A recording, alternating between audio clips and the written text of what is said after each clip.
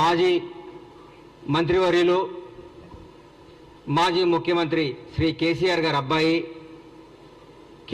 అబ్బాయి అని ఎందుకు అంటున్నానంటే ఆయన వాళ్ళ నాన్న పేరు చెప్పుకొని రాజకీయాల్లోకి వచ్చారు కాబట్టి తండ్రి పేరుని అడ్డం పెట్టుకొని అమెరికాలో నుంచి వచ్చి మా నాన్న రాజకీయాలు చేస్తున్నాడు కాబట్టి నేను కూడా చేస్తాను మా నాన్నదని తీసుకొని వాళ్ళ నాన్నగారిని వారసత్వాన్ని పుచ్చుకొని రాజకీయాలు చేస్తున్నాడు కాబట్టి కేసీఆర్ గారి అబ్బాయిగానే మేము చూస్తాం ఆయన్ని.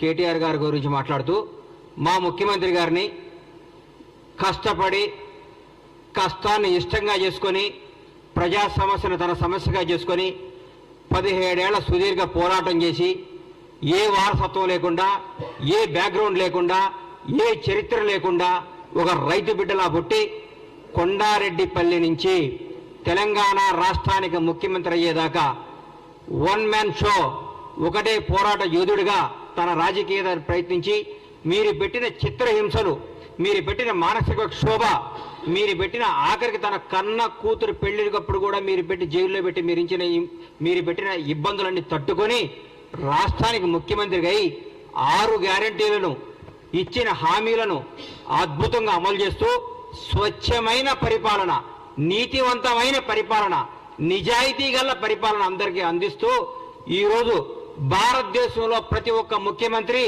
మన ముఖ్యమంత్రి వైపు చూస్తూ రేవంత్ రెడ్డి గారు అద్భుతంగా చేస్తున్నాడు, తెలంగాణ రాష్ట్రంలో పరిపాలన బ్రహ్మాండంగా జరుగుతుంది, నీతివంతమైన పరిపాలన జరుగుతుంది చెప్పుకునే స్థాయికి తీసుకొచ్చినట్టు 2.5 నెలలు 3 నెలలు కూడా కాలేదు. ఈ ప్రభుత్వంలో తట్టుకోలేక బాధపడుతూ కేటీఆర్ గారి చుట్టూ ఏముంటుందంటే మన చుట్టూ వైఫై ఉన్నట్టు ఆయన చుట్టూ విపరీతంగా ఇగో ఉంటుంది. ఆ ఇగో తెంచుకోవాలంటే కొంచెం కష్టం. ఒకప్పట్లో చరిత్రలో బాలీవుడ్లో కొంతకాలం రాజేష్ ఖన్నా సూపర్ స్టార్గా ఉండేవాడు. ఆయన సినిమాలు ఫ్లాప్ అవుతున్నా కానీ ఆయన సూపర్ స్టార్ అనే భ్రమలో పెట్టారని పక్కన జనం అందరూ ఆయన్ని. తర్వాత అమితాబ్ బచ్చన్ వచ్చాడు, షోలో కొట్టాడు, అద్భుతమైన సినిమాలు తీసి సూపర్ స్టార్ అయిపోయాడు. ఇండియా మొత్తం అమితాబ్ బచ్చన్ పేరు వెలుగుతున్నా కానీ రాజేష్ ఖన్నా ఏమనుకున్నాడు, నేనే సూపర్ స్టార్ని బాధ ఉండేవాడు. ఒక 10 ఏళ్ల తర్వాత ఏందయ్యా నా దగ్గరికి ఎవరు జనం వస్తలేరంటే, సార్ మీరు 10 ఏళ్ల ముందే మీరు సూపర్ స్టార్ పోయింది సార్, అమితాబ్ బచ్చన్ ఆయన వచ్చి సూపర్ స్టార్ అయిపోయాడు అని చెప్పుకుంటే అప్పుడు షాక్ తిన్నాడు. అట్లా ఇప్పుడు కేటీఆర్ గారు ఒక భ్రమలో ఉన్నాడు.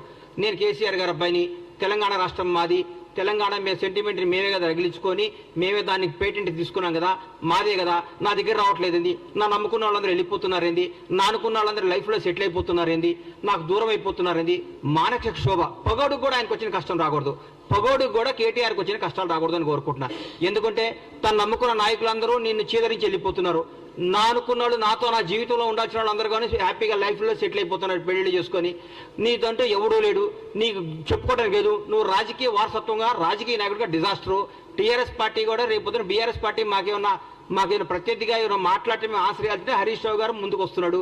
హరీష్ రావు గారు మాకు ప్రత్యర్థిగా మా ముఖ్యమంత్రి గారితో మాట్లాడటానికి ఆయన సరిపోతున్నాడు. మీరు దేనికి, మీ పార్టీ నాయకులే మిమ్మల్నే మీరు దేనికి పనికిరారు, దేనికి పనికిరాని దద్దమ్మని మీరు మీ వాళ్ళే చెప్పుకుంటున్నారు.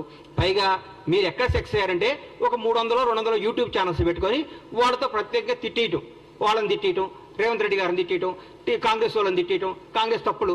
మీ దగ్గర మీ మున్సిపల్ మంత్రిగా ఉన్న మీ ఆధీనంలో 1, 2, 3, 5వ స్థాయిలో ఉన్న బాలకృష్ణ అనేవాడిని పట్టుకుంటేనే 1000 కోట్లు 2000 కోట్లు దొరికినాయి. ఆయన ఏంది ఆయన ఆఫీసర్ పేరు ఏంది, మన ఔటర్ రింగ్ రోడ్డు మన కారు రేసులు ఇచ్చిన ఆయన కారు మన అరవింద్ కుమార్ గారే డైరెక్ట్గా చెప్పాడు, నువ్వు కేటీఆర్ గారు ఇవ్వమంటే నేను డబ్బులు ఇచ్చాను. మీరు రాబోయే రోజుల్లో ఇంకా ఇంకా ఇంకా ఇంకా ఇంకా కష్టాలు తెచ్చుకొని మీరు చేసిన పాపాలు గడుక్కోవటమే మీ జీవితం స్మాష్ అయిపోయింది. ఈ రోజు రాజకీయంగా మీరు భూస్థాపితం అయిపోయారు. మీకు ఎప్పుడు రేపు పార్లమెంట్ ఎలక్షన్ వరకు మీరు ఒక్క దగ్గర కూడా పోటీ చేసే అర్హత లేదు. మీరు ఫోన్ చేస్తే క్యాండిడేట్లు పారిపోతున్నారు. ఒక 17 స్థానాలకు ఒక్కొక్క పేర్లు చెప్పండి సార్ మీరు పోటీ చేసేవాళ్ళు. మా కాంగ్రెస్ పార్టీకి ఒక్కొక్క స్థానం నుంచి 100 మంది సీట్ల కోసం పోటీ చేస్తున్నారు, 100 మంది సీట్ల కోసం ట్రై చేస్తున్నారు. అది ఈరోజు మాకున్న పార్టీ, మాకున్న పరిపాలన. పైగా మీరు గొప్ప మాట అన్నారు, మాకు 6 గ్యారెంటీ లేదు మా గవర్నమెంట్, 7 గ్యారెంటీలు వచ్చింది. 7వ గ్యారెంటీ ఏందో చెప్తా, స్వేచ్ఛ, నిజాయితీగా మాట్లాడుకో, ఎవడైనా స్వేచ్ఛగా మాట్లాడుకోవచ్చు. ఇది మహాత్మా గాంధీ ఇచ్చిన ఫ్రీడమ్ ఆఫ్ ఇండియా, స్వేచ్ఛ, ఇండిపెండెన్స్ లో మేము మాట్లాడుతున్నాం అని చెప్తున్నాం మీకు. జవహర్లాల్ నెహ్రూ బలపరిచిన పార్లమెంటరీ డెమోక్రసీలో ఉన్నాం మనం. సర్దార్ వల్లభాయ్ పటేల్ సృష్టించిన సోవియట్ రిపబ్లిక్ అనే పదాన్ని మేము గౌరవిస్తాం. అందరికంటే డాక్టర్ బిఆర్ అంబేద్కర్ రాసిన రాజ్యాంగం మీద మా గౌరవం. అదే మీ గవర్నమెంట్ లో, మీ దొరల ప్రభుత్వంలో ఒక ముఖ్యమంత్రిని, ఒక మాజీ ఎమ్మెల్యే చెప్పు తీసుకొని చూపిస్తే వాడిని మీరు ఏం చేసేవాళ్ళు? ఇప్పటికల్లా ఏం చేసేవాళ్ళు సార్ మీరు?